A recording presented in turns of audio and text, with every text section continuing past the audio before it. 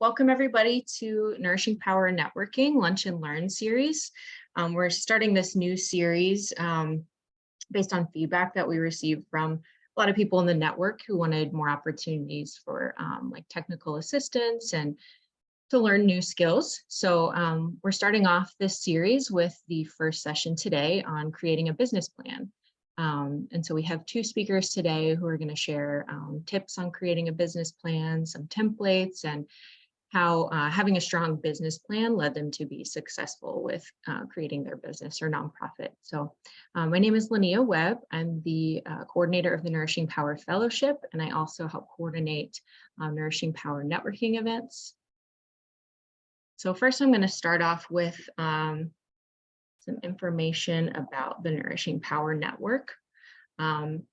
We're going to start off with a poll just to see where everybody's coming from and kind of what motivated you to join us today on this webinar. And then we'll do the overview of Nourishing Power, share some announcements and other ways you can stay engaged with the Nourishing Power Network. And then we'll hear from Lauren Smith-Petta, who is from Jumpstart, Director of Educational Services there, and Tanisha Velez will speak next. She's the founder of Cleveland Fresh and Harding for Life, Inc. And then at the end, we'll have some open time for a Q&A session. And then if you want to start practicing using that business tool that Lauren will provide, you also have time for that. Okay, so I'm going to launch this poll so we can learn a little bit more about what motivated you to join us today. So the first question is, are you all able to see that? Okay, good. So first question is, have you been to a Nourishing Power Network event before? And then why are you interested in today's webinar?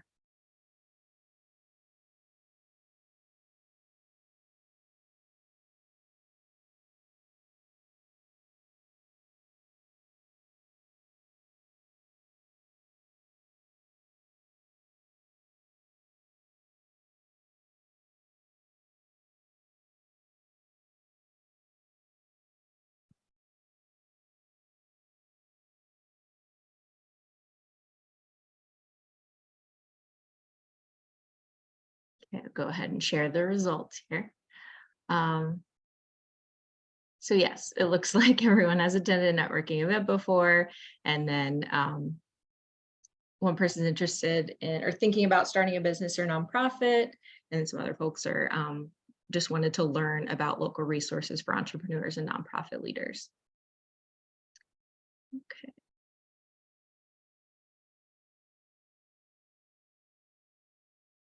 And now we'll move into an overview of Nourishing Power.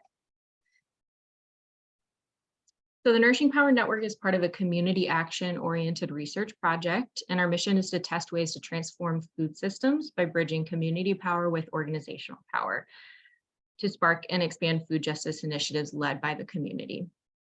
And over the next 3 years, we hope to learn together through this network. In our vision, it's a bold vision to root and grow a local food system that promotes freedom, hope, and dignity in food traditions, resulting in holistic health in body, mind, and spirit for Asian, Black, Latinx, and Indigenous communities. And when we say food system, we're talking about all the steps involved in getting the food that you want in order to thrive. So as you can see in these pictures, this includes actions related to growing, distributing, selling, sharing, preparing, and eating food. So what do we want to learn from this network? As an action research study, we're implementing this network and examining the following questions to measure success. So if we cultivate welcoming spaces for community building, will it spark and expand food justice in Greater Cleveland? If we support community-led action with financial and technical resources, will that tip the food system to fairness? And if we root and grow community ownership of local food systems, will it promote equity, vibrancy, and holistic health? And then the network provides scaffolding for addressing long-standing challenges like food insecurity and unfair access to food stores in our neighborhoods with outside of the box and collaborative approaches. But the real work and impact of the network will be shaped in collaboration with you and others committed to making a local food system that works for all.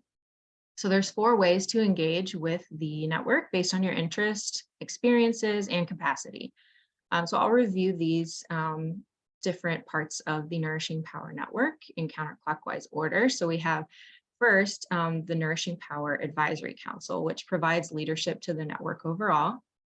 And second, the Nutrition Equity Fund, which recently launched, will provide grant funding for collaborative and creative food justice projects led by the community. And third, we host networking events. Typically, it's on a quarterly basis. And then now we've started this new Lunch and Learn series, which is also included in those networking events, to bring together local food justice leaders and share stories and talent, grow capacity, and trusting relationships. So our next in-person networking event will take place on October 25th, and we're still determining the location, but we'll be posting some updates on our website and social media. And then the 4th part of the Nourishing Power Network is the Nourishing Power Fellowship, which is a 6-month leadership program for emerging food system leaders. And the goal is to support emerging food system leaders with growing their vision for food justice, creating a plan for community action, expanding their leadership capacity, and growing their network of supporters.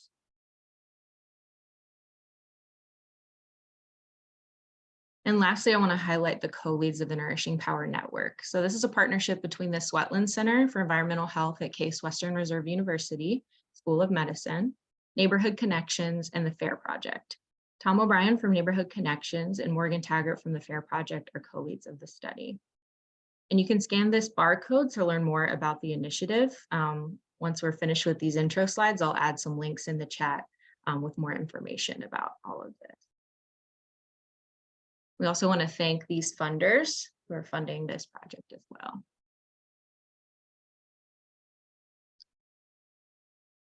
So these are the Nourishing Power Advisory Council members of the first cohort. They'll be finishing up their term in December. Some of them will probably be staying on for the next cohort. So we have Angelina Bell, Don Glasgow, Julian Kahn, Shirley Bell, Tila Patterson, Ismail Samad, Lindsay Lott, Michael Walton, Sean Brown, and Shelby Cameron. So 5 of them have been focused on designing the fellowship, and 5 of them have been focused on designing the Nutrition Equity Fund. And so, as I mentioned, they'll be finishing up their term soon, and then a new cohort will start in January. The application for the next cohort of the Advisory Council opens in just a few days on August 16th. So again, I'll be adding some links in the chat where you can find more information and updates on the Advisory Council. And these are the Nourishing Power Fellows of the first cohort from 2022 to 2023. They just graduated in May. So we have Carol White, Chandria Simmons, Danny White, Don Gaddis, Vive Sankofa, Jayla Pittman, Lucretia Johnson, Renetta Stallworth, Selena Vicario, and Trey Williams. And you can read more about them on our website. We have like PDFs that have a lot of details about the projects, their visions that they were working on, and some videos of their presentations at their graduation where they delivered a pitch about their vision. And we are currently recruiting for the next cohort of the fellowship, which will start in November. The application closes tonight at 11:59. So just a few more hours if you're interested in applying for that. I will also add the link to the chat in just a minute here. Okay. And lastly, we have some upcoming events. Here's our calendar. So as I mentioned, the fellowship application closes tonight. And one of our partners on the Nourishing Power study, Neighborhood Connections, offers action grants to fuel the power of neighbors to make change they want to see in their communities. So you can find out more on their website, which I will add to the chat. Their next grant application is due on Monday, the 14th. And I already talked about Advisory Council. They do have an information session August 23rd from 6 to 7 p.m. if you're interested in learning more about the Advisory Council.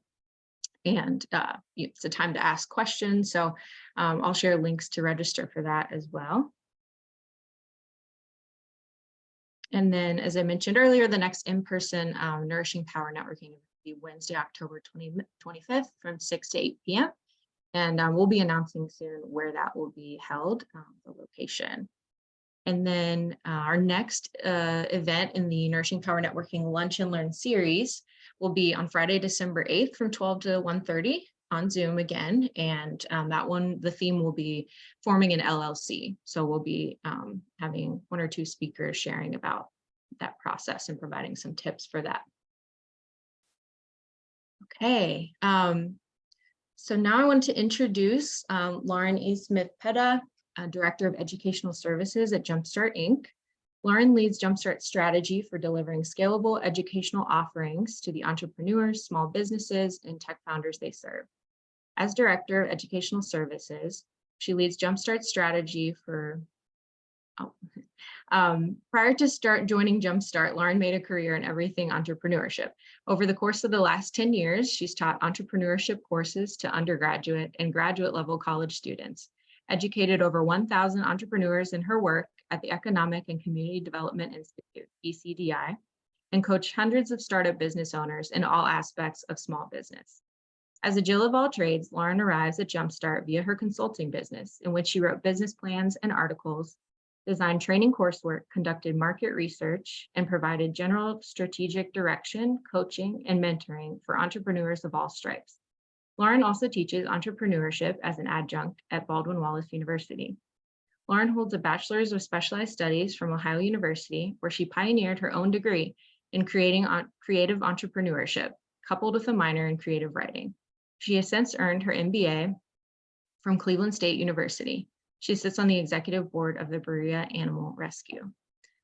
So thank you, Lauren, for presenting today. And I'm going to pass it over to you to share your presentation.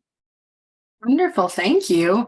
It never stops being really awkward to hear someone read my bio, so I think I need to shorten that a little bit because it's really uncomfortable and no one wants to hear all that about me. But I'm really happy to be here, and I'm really, really excited to talk to a group of ladies. It looks like we're dominating with the estrogen today.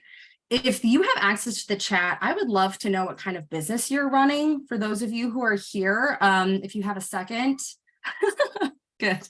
That's kind of you, Darcy. Thank you. So if you have access to the chat, I would love to hear what kind of business you're either running or hoping to run so that I can customize my conversation a little bit here. If you want to just take a second, go to the chat, tell me what kind of business you've got or want to have. I'll give you a second. Wonderful. Okay, so a research center. Anything else? Everyone's on a restroom break while my bio was being read. Okay, there it is. Social work. Okay, great. Awesome. Awesome.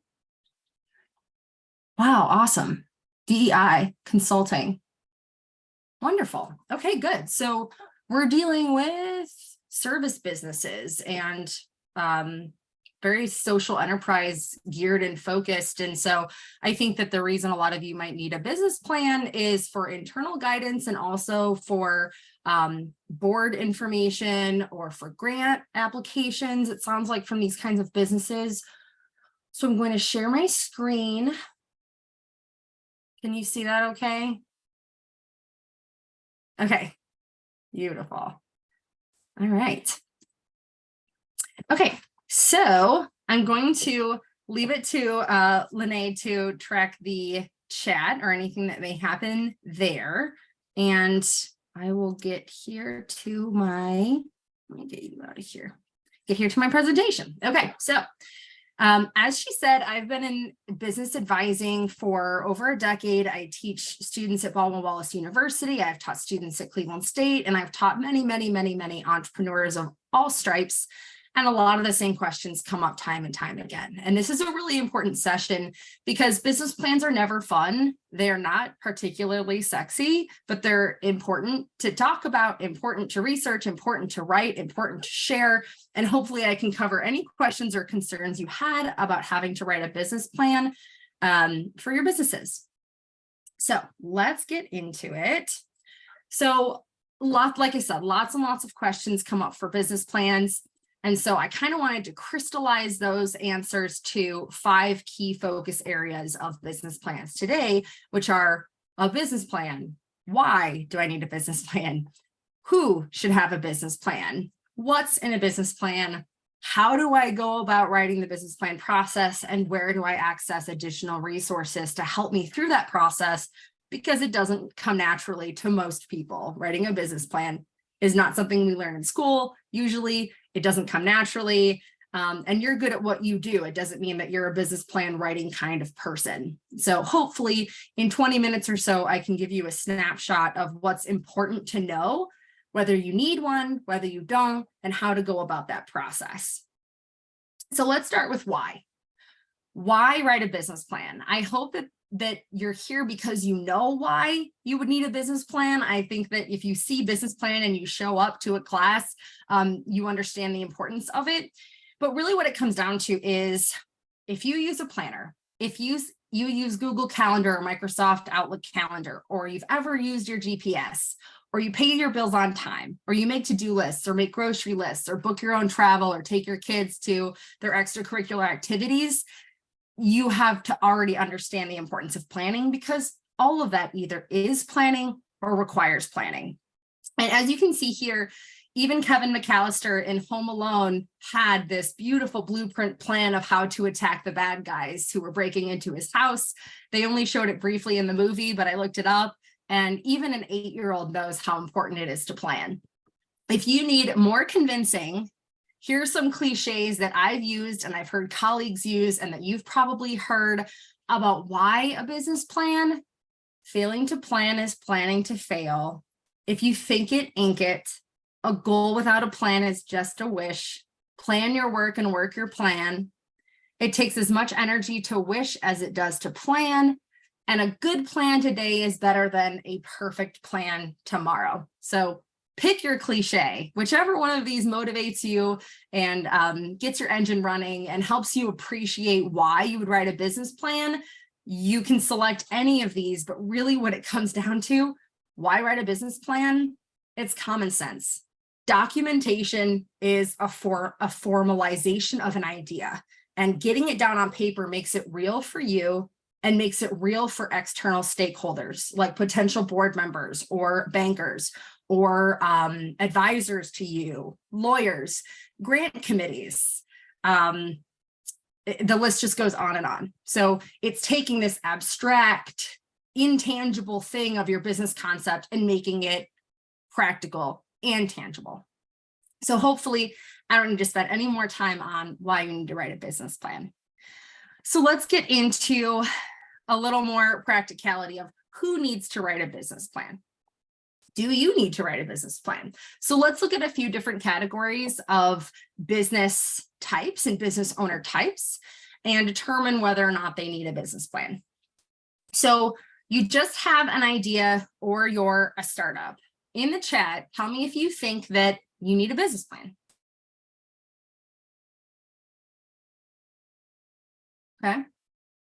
Okay, I like it. Team, we're all on the same page. I would say, yes, you do need a business plan if you have an idea or you're just a startup. And it's about planning your success story in advance. This is a good way to show and tell your idea. You can also summarize key points from your business plan or condense them into a presentation to new people who need to know about your business. Employees, board members, partners, suppliers, vendors, investors, mentors, bankers, grant committees. I mean, like, again, for nonprofits and social enterprises like some of yours, this list just goes on and on and on and on. If you are ideating, if you think it, ink it. Okay. What about my existing businesses? In the chat, I think you'll catch a theme here, but in the chat, tell me yes or no if you think an existing business would benefit from a business plan. Okay. I agree again. Yes.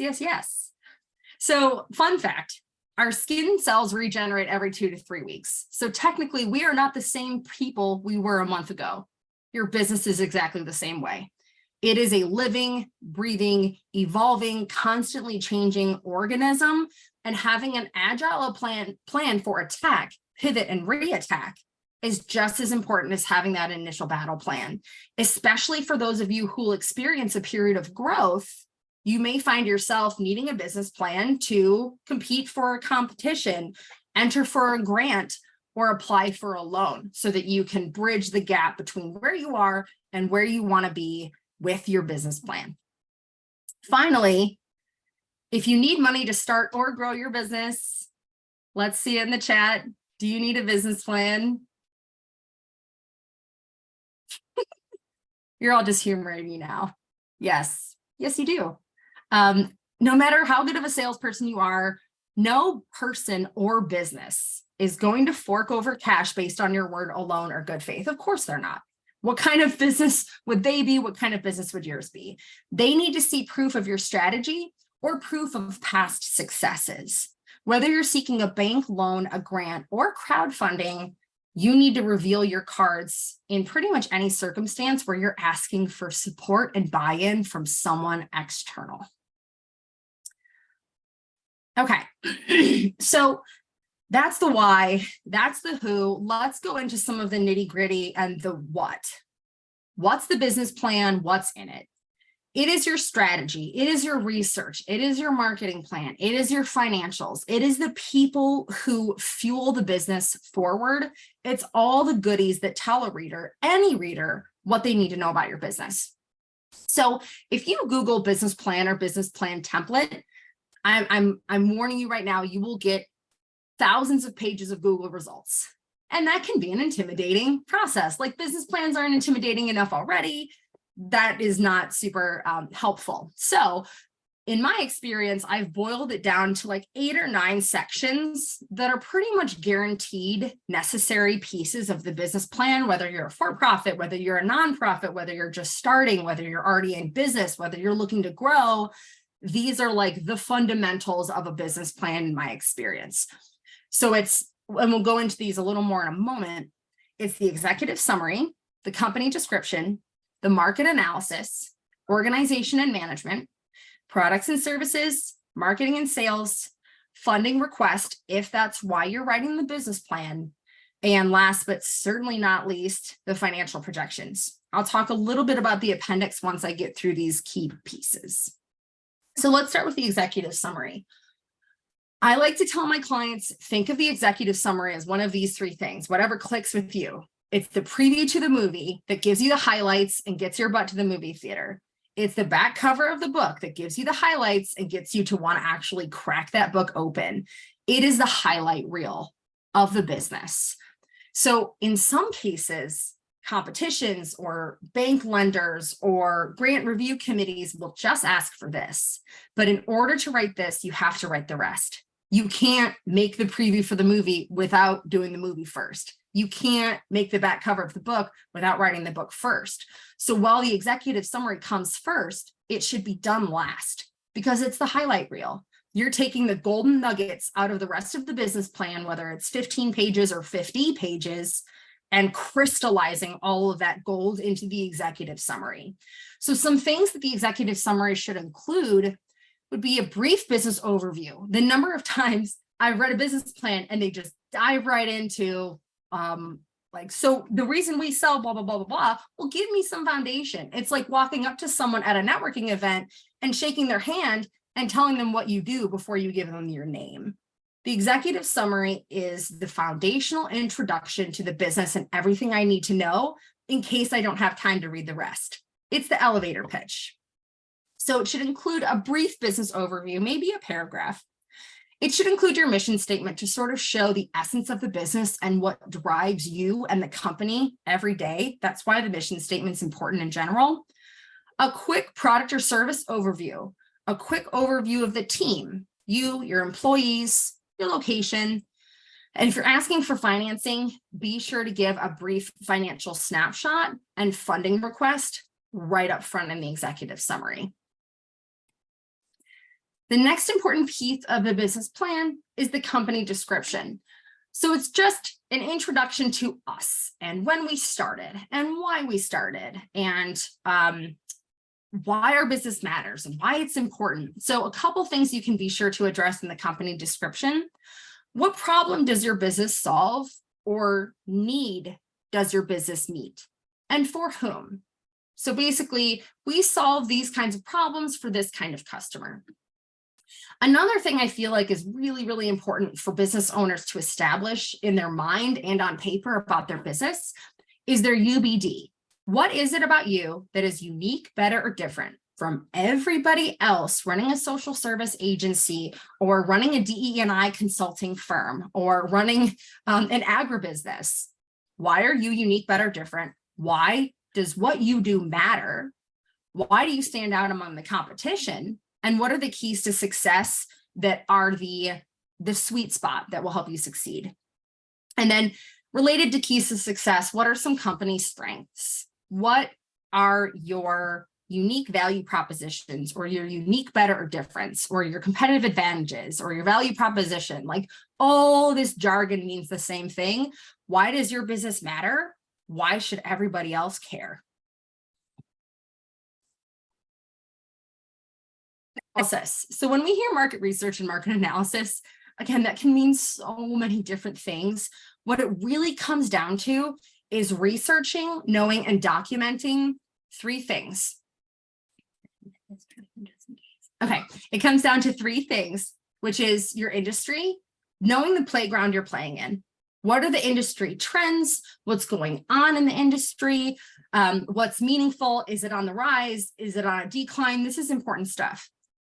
Your competition, who are you up against and how will you be competitive?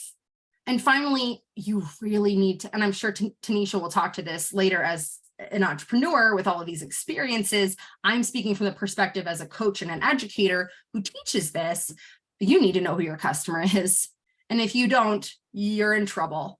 The universe is not your customer. 7 billion people on planet Earth, not your customer, not Tanisha's customer, not Case Western's customer. So let's be real. Really understand who your customer is and how you'll access them.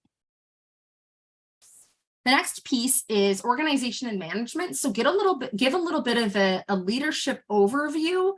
So how is the company structured? Who runs it? Start with the legal structure. You may be a nonprofit. You may be a B Corp. You may be an LLC. That was a surprise to you that 7 billion people weren't your customer. Are you kidding?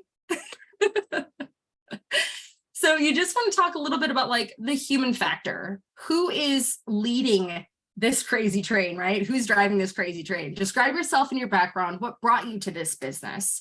Describe any other members of your founding team. If you're a nonprofit, which it sounds like some of you might be or might establish as, who's your board? And what are their unique qualifications to make decisions that drive the organization? And finally, anyone you expect to hire in the next year or two, you need to discuss that.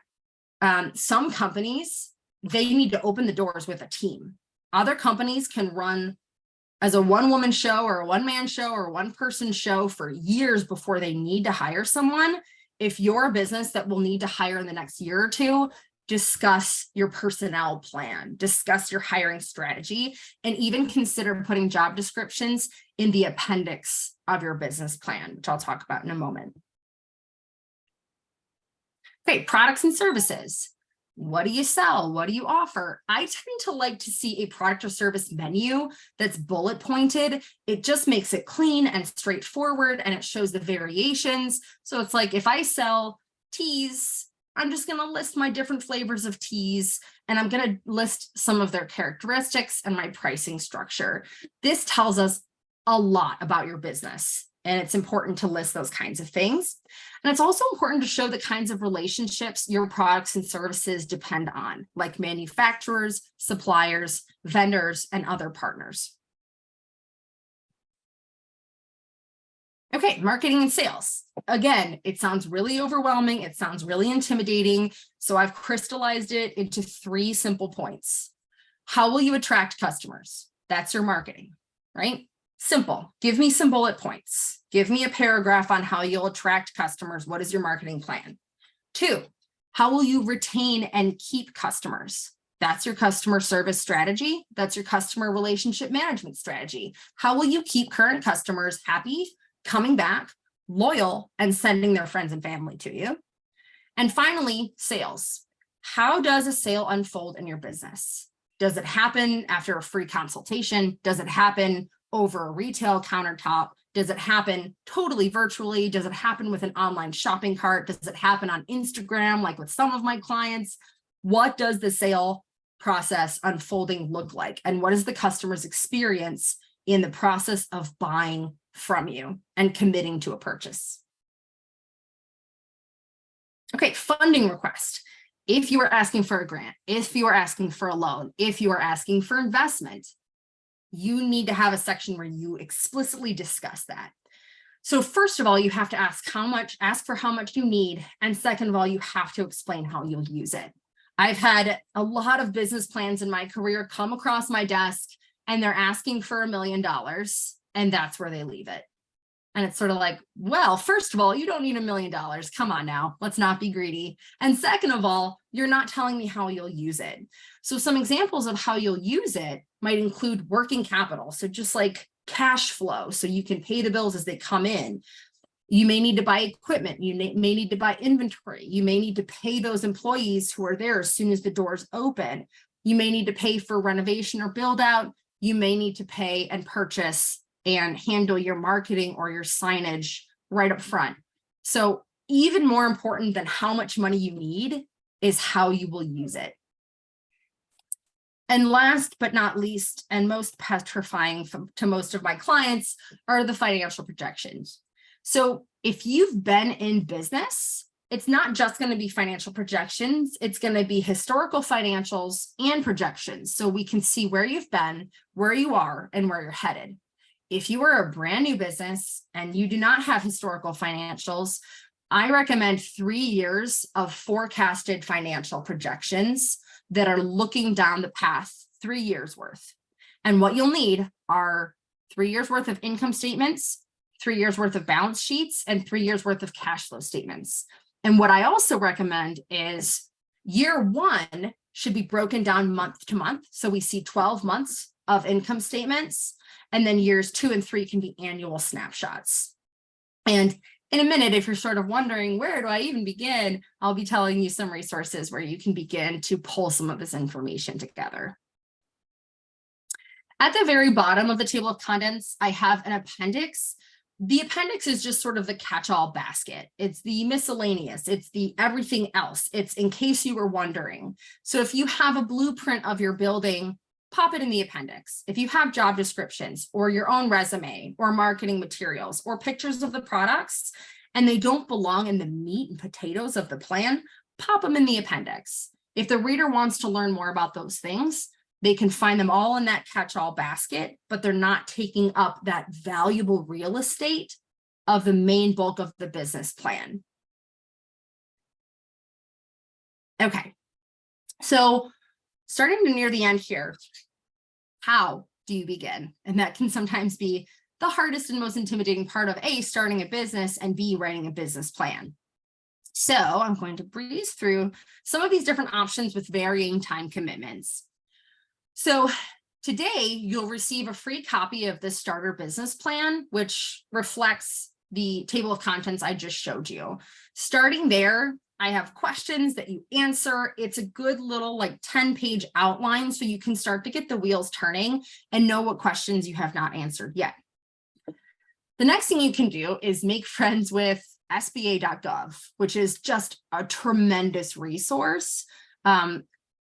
Pour through that website, go through the resources, go through the step-by-step business guide. That doesn't need to take a ton of time and is very helpful. Another thing you can do that takes a little more time is reviewing a sample business plan for your industry. I really like bplans.com. They have hundreds and hundreds of business plans on that website. So chances are you'll find something pretty close to what you're doing. And it's just helpful to get context. Instead of feeling like you're building an airplane in thin air, you've got a blueprint, you've got a framework that you can sort of compare to. You can always work with advisors. So obviously Jumpstart. There's also SCORE, Business Advisors of Cleveland, SBDCs, and even more that I'm going to mention a little bit later on, who can just sort of help get the ball rolling and start that conversation.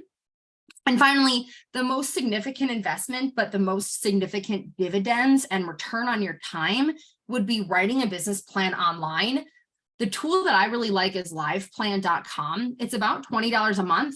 And you only need that monthly membership as long as it's taking you to write the business plan. So if you commit to just taking a few months, it's only going to cost you $60 to write your own business plan. It gives you market research. It gives you guidance. It gives you tools. It's a really wonderful resource, especially for the price. Okay.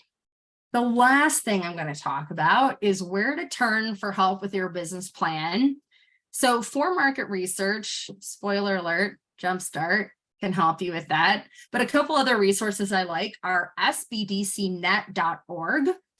They have a lot of market research reports on there with some very high value and high quality free data that you can use to fuel your market research section, your market research analysis, and get some of that financial data. Another resource I've made a little short link here is a page on the SBA website of just sort of open data. The link is tinyurl.com/SBA-data. And the third place I would look for market research, does anyone recognize this symbol and can tell me what this logo is for?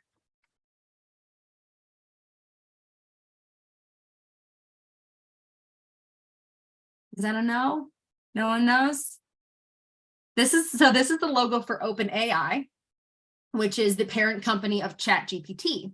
And one of the things ChatGPT comes with, its good and it's bad and it's ugly at this point, but it's also a really great resource to get market trends for your industry. So I typed in, give me market trends for the furniture retail industry. And it said, I only have data back to 2021, but here are some trends. And that's a great place to start and just start to wrap your mind around what market research means and looks like.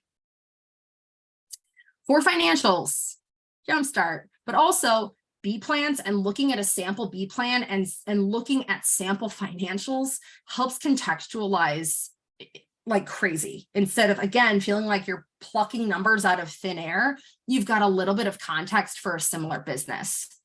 Like I said, Live Plan, every plan you see on B plans was written using Live Plan, and SBDC Net also gives you financial information. And finally, for anything else, for coaching and advising and resources and connections to virtual tools and local companies and organizations that can help you with everything I've talked about today and pretty much anything else you're dealing with in business, there's Jumpstart, there's the SBDC at Cleveland State, there's the SBDC at LCCC, there's the Urban League, there's the Hispanic Business Center, there's SCORE, there's Business Advisors of Cleveland. Once you get in with one of these organizations, you'll be really surprised how many resources there actually are in Cleveland for small businesses like you to start and grow. So with that, I'm at my time limit. So I'm going to shelf this. And then of course, I'll stick around for Q&A at the end. Thank you for listening. Thank you so much, Lauren. I'm going to go ahead and share my screen here, introduce Tanisha. Okay. Tanisha Velez is a serial entrepreneur with a mission to educate and share what she has learned through trial and error. Tanisha is from Cleveland, Ohio, and has witnessed the many changes the city has been through.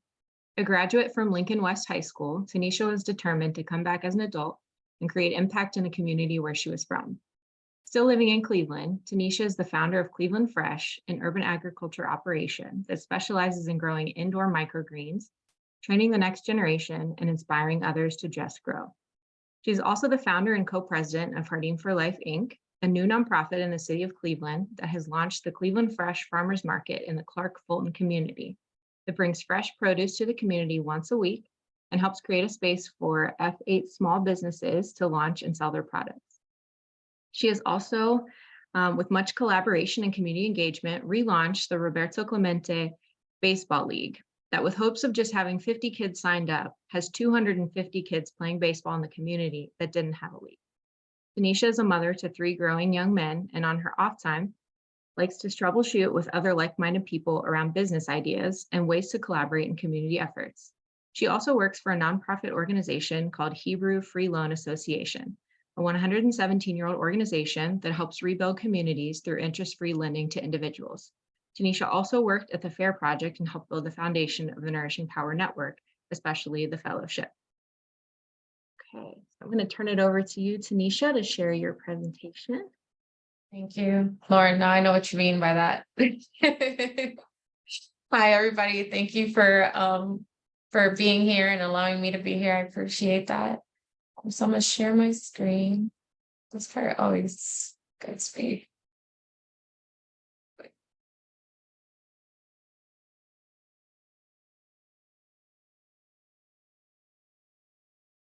I'm sharing everything. There we go. Can you guys see that? Okay. Yeah. Thank you. So like, and then Nia mentioned that I have a couple of things that are going on. So I am the founder of Clue and Fresh. As she mentioned, it's an urban agriculture operation. We started out just growing microgreens. That's all it was. That's all it was supposed to be. Microgreens are baby vegetable greens that they grow within 7 to 10 days, but they have 30 to 60 times more nutrition. And then we started noticing while we were selling to restaurants that not everybody knew what the product was. So our business plan was starting to be focused just selling to restaurants, so wholesaling, right? Eventually, because of the pandemic, we lost all our customers in restaurants. So we had a big shift. We noticed people were more mindful of what they were eating and started learning about the trend of microgreens and microfoods. And so then that's when we had to rewrite our business plan to service just everyday people now. So this is just an example of how business plans change because your business does change. So understanding your client, as Lauren mentioned, is very important. I thought everybody was my customer and my client, and I came to find out in one of their coaching sessions that it is not. So you have one of the tips that I was told, you can close your eyes and you can see your client coming into your store. You can understand how much they make a year. You know what they look like. You know what is their background, right? So this is how you understand who your client is. And this is just kind of like an example of what you can picture your client being. But you really need to know how much money they make, right? Like, what is that ballpark of money or in revenue that this person makes. And then this is how you understand who your client is, because it impacts how you market, where do you market, and all these other things that brings more clients to your business. I also have the nonprofit, and the nonprofit, I still don't have my business plan for that one, Lauren, but I'm working on it. And that one is very focused on growing gardens around the community, right? And teaching the next generation about agriculture. But because we've seen so many kids needing other outlets, that's why we created our baseball league. So the baseball league will generally, right, it will help start getting the children involved in gardening because they'll become part of our community service program. That if you're involved in baseball, you would also need to do some agriculture teaching or just involvement. And then I work for the Hebrew Free Loan Association, where we do zero interest free lending to individuals and businesses. So we lend up to $20,000 with no interest. So I kind of messed up on my, just a side note, on my presentation, because I thought I had to talk about business plans and how to do it. And then Lauren is here. So I'm like, why am I doing it? So there's a little bit of that, but there's other tips and things like that. But it's kind of similar to what Lauren was speaking on. So business planning, of course, when you have that, it's just a guide for you to understand where you're going. When you're a new business and very passionate about what you do and what you create, there's going to be many people coming to you. Rely on your business plan to keep you focused, because many things, not everything is a good thing, and it can kind of derail you from what your ultimate goal is, right? So how do you stay focused? Keep going back to your business plan. Sometimes business plans are 1, 3, 12, 10 years, 5 years. So really plan it out to how you would want to see your business growing, and stay focused onto that. Funding. So I say a lot, and I apologize for that, but it also helps you get funding so you can understand who do you want to go to, right? You can even grant writing when you're looking into grants for your business. they ask for business plans. So sometimes that's another way. And it also helps you stay with a uniform story. So understanding, and sometimes it helps you cut and paste. So that's another thing. Like when you're looking into other things, you can cut and paste what's in your business plan into the application. So it's always helpful to use that as well. So that's another tool. Of course, budgeting and forecasting. So like how to keep on track with your finances and all that stuff. And just as a reminder that business plans do change over the years. And as your clients change and your product changes, you always want to add that into your business plan and your services as well. So like Lauren mentioned as well, there's plenty of free resources out there. I've used Jumpstart since the beginning of my business. They have helped me so much. ECDI, there's also the Women ECDI, the Hispanic Business Center, and then SBA.gov has a very great resource just because they give you some template examples. They also give you like a quick like definition of what it is that you need to have on there. So that's also helpful. That's my middle child right there. So how has it helped Clean Fresh? Of course, it's helped me get funding. So receive funding like through lending as well as through grants. So that's been very helpful. I have been able to present to organizations and funders around my business. So it also has helped me just have something to look at, right? And to react to, and just to base off of my presentation kind of. And it has changed plenty of times over the last, over the 6 years. And it also shifts on who you're speaking to. So if it's a funder, you're going to show more numbers on there. If it's just somebody that you're just trying to share your story to, you won't include that as much. So it changes. So you might want to have a couple different kinds of business plans that are focused on your business. But it's always helpful to have a big one and then a smaller one. And then just things to keep in mind. I don't know if you guys could see yourselves like me moving you guys around, but so in your business plan, be you, really tell your story, share what it is that you are passionate about, right? And your business, and it's a focus of you, it's a reflection of what your passion is, right? So how do you make it about your business, but just show your love through it? Know your numbers. I had to know how many drips of water I put into each tray of microgreens, and that was something to measure. So understanding that your time is valuable. So how do you start adding that into your price as well? Knowing your competitors is very important. So I really go into Google and I look at, microgreens near me, and then it'll tell me who's out there. And then you can also, it's kind of like spying, but it's a good way. So it's helping you out at the end of the day, right? So just going into Google, Googling any competitors in your business market. And then it'll tell you like what their prices are and what is your price reflected on. Also, like, what is their process? How does your process changes from theirs? And what makes your process better than theirs? So this is where you really like tell people through your business plan, like, this is why you should pick me versus this person, right? But it's also helpful to inform you on many other things that you might not know is out there. Maybe they deliver 3 times a week while you're just delivering 1 time a week. So how do you use that to your advantage, but also it just helps you inform yourself more about who's out there as well. So know your plan. Plans vary, like I mentioned. For my job, we only ask for a 1-year plan, but there's other banks, they'll ask for 3 to 5 years and even 10 years. So start with 1 year and gradually think bigger, and then shift into that 3-year plan that Lauren was speaking as well. And then who's your audience? Like, we know not everybody's your audience. So stay focused and just acknowledge who's there. So that's all I have for now. And then these are some of my emails. If you want to email me, feel free. And yeah, so the HFLA one is my job one. So if you're interested in any lending or more information on that, please feel free to also message me there. I will stop sharing. Awesome. Thank you so much, Tanisha. Thank you. All right, so now we'll have time for question and answers. And again, thank you both, Lauren and Tanisha, for sharing your knowledge and advice.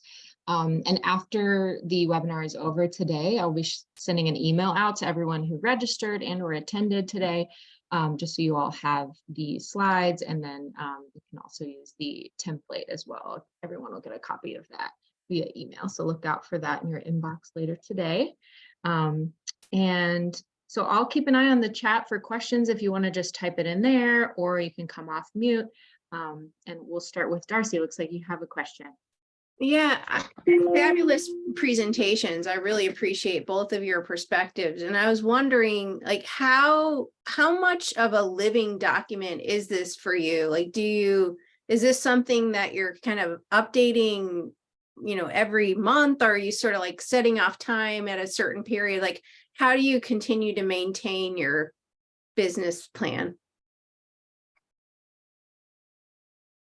So for me, I look over it yearly, kind of, just to make sure that I'm on track. And then if I'm not, what is shifting, what's changing? So December, usually when it's the quieter time, even though it's the holidays, it's when there's less work.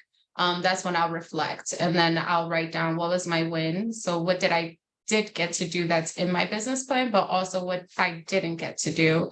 And am I on track with financially, right? And how is that? What made me not get there, but also what made me get over the mark if there is a higher, a positive on my finances. So I would say it's a living document that you shift every year. I would totally agree with that. I was going to say annually as well. The only caveat would be, like she said, if something changes this month, I would review your business plan and make sure that it's reflected there. It doesn't need to be an overhaul. It's just sort of like tweaking and pivoting and adjusting to reflect what happened and how your goals have changed.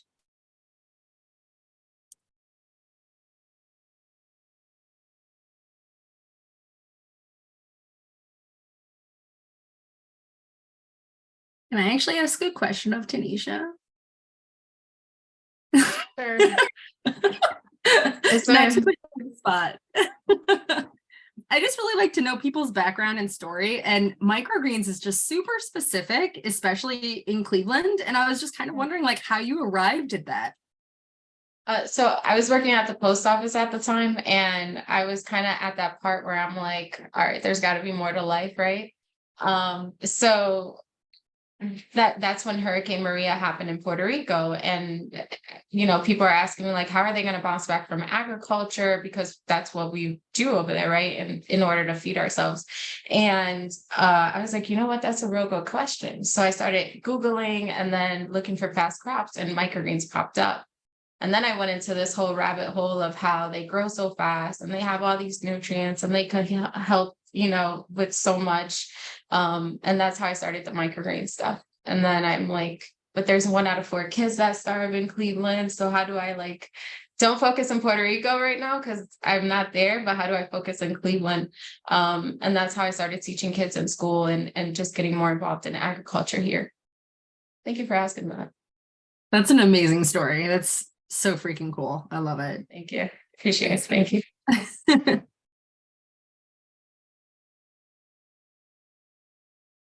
Is there any other questions?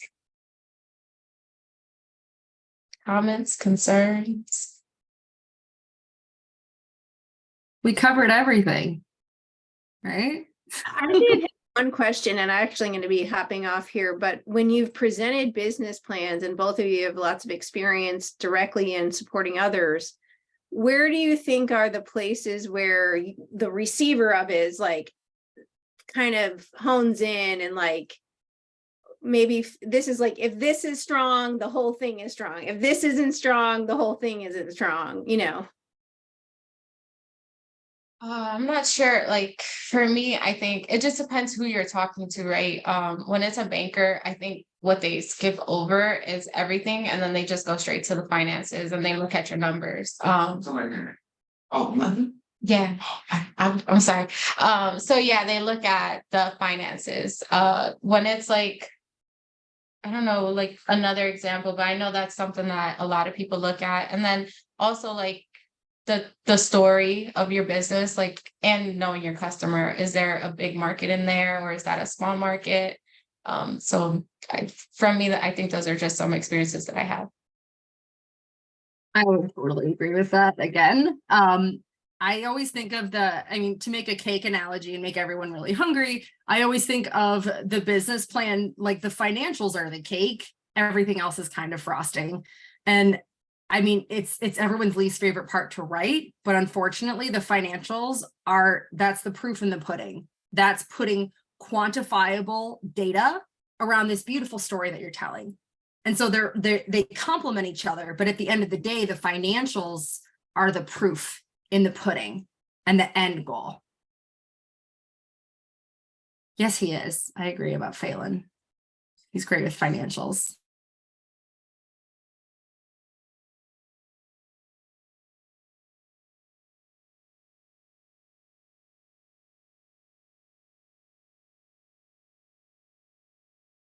I wonder if either of you are aware of like any, not a support group, but like, are there like maybe networking opportunities for people who are interested in like starting their own business or a nonprofit, like somewhere where they could connect with other people who are in like a similar phase of getting started?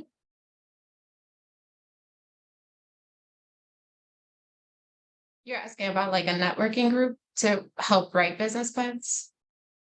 Yeah, or just like for people who are interested in becoming an entrepreneur or starting a nonprofit or something, and maybe they're looking for like other people who are in kind of the same spot as them, and they just want to have kind of like a support group or people to kind of bounce ideas off of.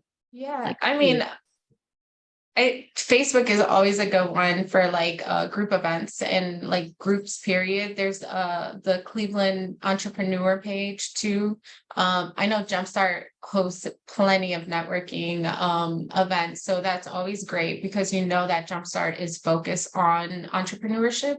And it's a place that you're going to run into and you're going to find other entrepreneurs. They might be at a bigger stage, might be at a starting stage, or they might be where you're at, right? So and it gives you a chance to speak with the advisors that in there, just to say, you know, you get to feel like who matches your energy or your vibe, and you know, you get to pick who you want to talk to sometimes. So those, and then HBC also has some great networking events. So even through Eventbrite, off the top of my head, I don't know a specific group that has one, but I know there's plenty of resources that you could find, groups that have these type of networking events. I was going to say something similar. If you connect with some of these resources that Tanisha and I have talked about, almost all of them have networking of some sort. And a lot of them have educational programs and competitions, like one that she went through and did wonderfully with, where you're not only meeting other entrepreneurs, but you're experiencing a journey with them over the course of this educational program. And I'm going to do a super quick plug. This coming Thursday, we're having a networking event about finding funding at Brown Stadium. And we have 1,000 people registered. So you want to meet other entrepreneurs, there's going to be a crap ton of them at this event. So I just included the link, and it's free, and literally everyone in the community is invited enthusiastically, not just clients. Awesome. Thank you both. Any other comments or questions?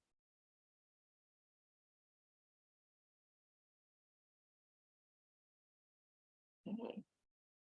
So I am going to share in the chat the link to the Google Doc that you shared with me, Lauren, the template for the business plan. So if you want to take a look at that, and I'll also include all of these links and information that's in the chat. I'm going to put all of that in that email that I sent out this afternoon, along with the slides and that template as well.